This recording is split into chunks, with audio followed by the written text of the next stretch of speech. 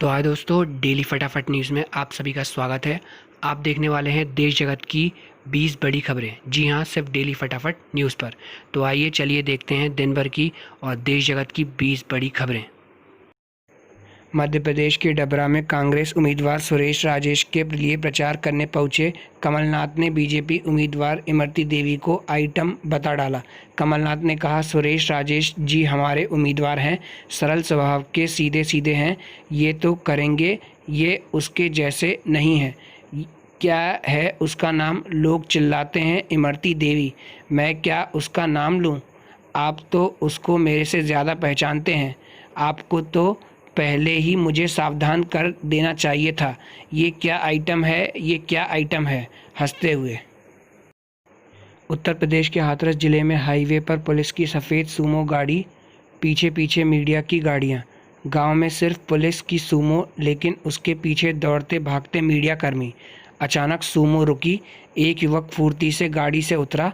Media कर्मियों ने पीछा किया, लेकिन युवक गायब हो गया। मीडिया कर्मी उसके घर पर जम गए। काफ़ी देर बाद युवक पकड़ में आया। यह कोई फिल्मी सीन नहीं, किसी टीवी सीरियल की पटकथा नहीं। हाथरस कांड के घटना स्थल पर सबसे पहले पहुंचने वाले युवक छोटू से बात करने के लिए मीडिया की मुशक्कत की कहानी है।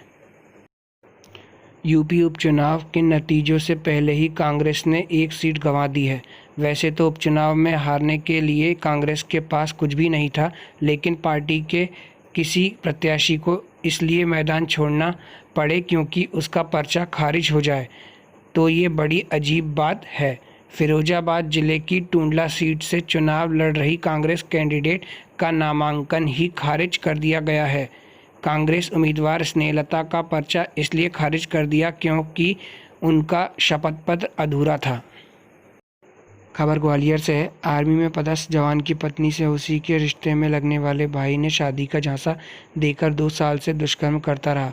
जब उसके पुत्री हुई तो वह 2 माह पहले फरार हो गया। इंतजार करने पर नहीं आया और फ़ोन पर बात हुई तो उसने कहा कि अब मैं शादी नहीं कर सकता हूँ।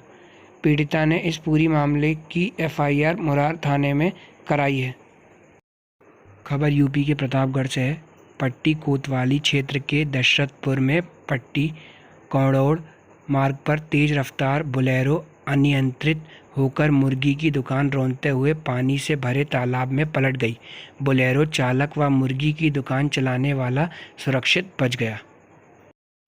सुशांत केस में ड्रग एंगल आने के बाद से इस केस में काफ़ी बदलाव देखने को मिला। बॉलीवुड के कई स्टार्स पर NCB ने शिकंजा कसा। अब तक 22 लोगों को NCB ने गिरफ्तार किया था। अब ये 23वीं बड़ी गिरफ्तारी भी हो गई है। बता दें आपको कि अर्जुन रामपाल की गर्लफ्रेंड का भाई हुआ अरेस्ट। इलाहाबाद हाईकोर्ट ने अपर मुख्य सचिव पंचायत राज से पूछा है कि ग्राम प्रधान को पदच्युत कर किसी सदस्य की उस पद पर नियुक्ति का अधिकार जिला अधिकारी या जिला पंचायत राज अधिकारी में से किसे है। यह आदेश न्यायमूर्ति अश्विनी कुमार मिश्र ने सीता देवी की याचिका पर अधिवक्ता अरविंद कुमार सिंह को सुनकर दिया है। नीट परीक्षा का रिजल्ट आ चुका है। शोएब आफ्ताब ने इस परीक्षा में टॉप किया है। उन्हें 720 में से 720 अंक मिले हैं। उनके अलावा आकांक्षा सिंह को भी 720 नंबर मिले हैं। इसको लेकर सोशल मीडिया पर चर्चाएं भी शुरू हो गई हैं। लोग जानना चाहते हैं कि जब दोनों को ही 720 नंबर मिले हैं तो शोएब का टॉपर क्यों घोषित किया गया है। आपको बतला दें कि नीट में कुछ गाइडलाइंस होती हैं। उसमें गाइडलाइंस में ये बताया गया है कि अगर केमिस्ट्री में से किसी के सबसे ज़्यादा नंबर आते हैं तो उसे टॉपर घोषित किया जाता है। अगर बायो में किसी के ज़्यादा नंबर आते हैं तो उसे टॉपर घोषित किया जाता है।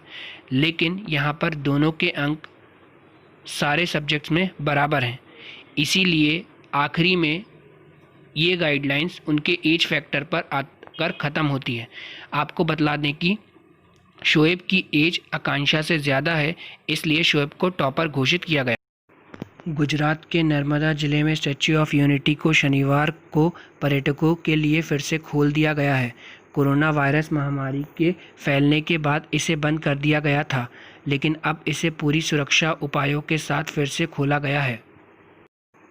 प्रत्याशी सुमित्रा काजरेकर के समर्थन में स्टार प्रचारक ज्योतिरादित्य सिंधिया ने रविवार दोपहर दयापुर में जनसभा को संबोधित किया। पूरी सभा में सिंधिया ने कमलनाथ सरकार को जनता विरोधी झूठी सरकार बताया। उन्होंने कहा कि कमलनाथ सरकार में मामूली ट्रांसफ़र के लिए वल्लभ भवन में बोली लगती थी, 10 लाख, 20 लाख, 30 लाख रुपए लिए जाते थे। इस दौरान मंच पर उनका महाराजा वाला अंदाज देखने को मिला। उनके लिए मंच पर अलग से सोफा लगाया गया था, जो सभा में चर्चा का विषय रहा। टाटा मोटर्स ने पैसेंजर्स व्हीकल्स के फाइनेंस के लिए HDFC बैंक के साथ साझेदारी किया है। कंपनी ने इस टाई अप के तहत वाहनों के फाइनेंस के लिए 2 योजनाएं पेश की है। टाटा मोटर्स ने HDFC बैंक के साथ मिलाया हाथ, 2 साल तक धीरे धीरे बढ़ेगी EMI। नीतीश ने कहा, बिहार में फिर सामूहिक नरसंहार चाहते हैं तो हमें वोट मत दीजिएगा।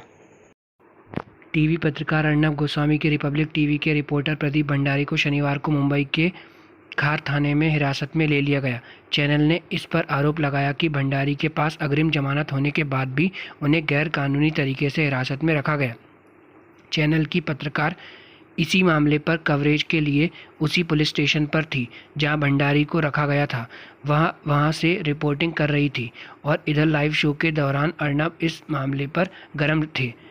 अपने चैनल के पत्रकार के साथ पुलिसिया बर्ताव पर इतना आग बबूला हो उठे कि चर्चा के दौरान उन्होंने पुलिस के लिए अपनी रिपोर्ट को खुला फरमान जारी कर दिया।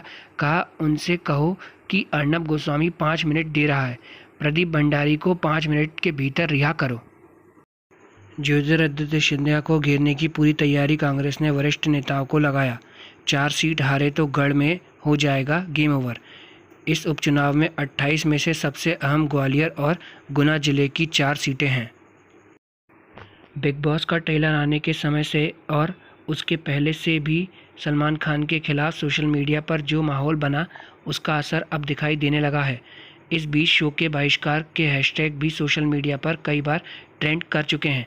बताते हैं कि इस बार शुरुआत से ही इसका वक्त ही दर्शकों के अनुकूल नहीं है। पहले भी यह शो रात 10:30 बजे ही आता था और वीकेंड एपिसोड 9 बजे ही प्रसारित होता था। वैसा ही इस बार भी है, लेकिन इस बार इस शो को टक्कर देने के लिए IPL भी चल रहा है। आधे से ज़्यादा TRP तो अकेले IPL ने खींच रखी है।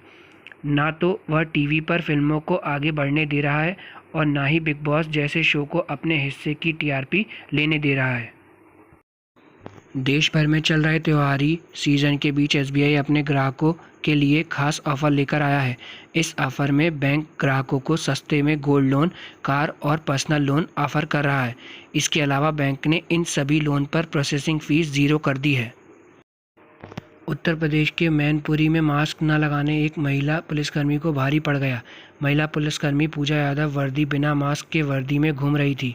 तभी वहां से गुजर रहे और लोगों को मास्क लगाने और बार बार हाथ धोने के लिए जागरूक कर रहे जिलाधिकारी महेंद्र बहादुर सिंह की नज़र उन पर पड़ गई। DM सिंह ने पुलिसकर्मी से मास्क के बारे में पूछा, लेकिन मास्क न होने पर उन्होंने साथ चल रही टीम से पूजा का चालान करने के लिए कहा। इस दौरान पूजा अपना स्कार्फ दिखाकर चालान न करने की अपील करती हैं। तभी DM महेंद्र सिंह उनसे फटाफट 500 रुपये निकालने के लिए कहते हैं। साथ ही ये भी कहते हैं कि सॉरी मैम, फ़ोटो खिंच गई, अब तो चालान होगा। इसके बाद जिलाधिकारी अपनी टीम के साथ बाजार में दुकानदारों, राहगीरों और वाहनों पर चल रहे लोगों से मास्क पहनने और कोरोना से बचाव के लिए एहतियात बरतने को कहते हैं।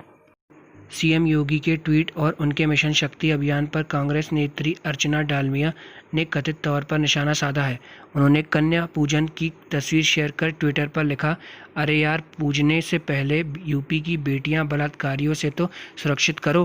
ट्वीट पर सोशल मीडिया यूजर्स भी प्रतिक्रियाएं दे रहे हैं। जेट एयरवेज के नए मालिक बने मुरारी जालान। रांची से की थी व्यवसाय की शुरुआत। हाथरस पीड़िता के परिवार को संजय सिंह ने ऑफर किया अपना घर। कहा, योगी राज के खौफ में रहने की ज़रूरत नहीं है। तो अगर ये वीडियो अच्छी लगी हो तो लाइक, शेयर और सब्सक्राइब ज़रूर करें। धन्यवाद।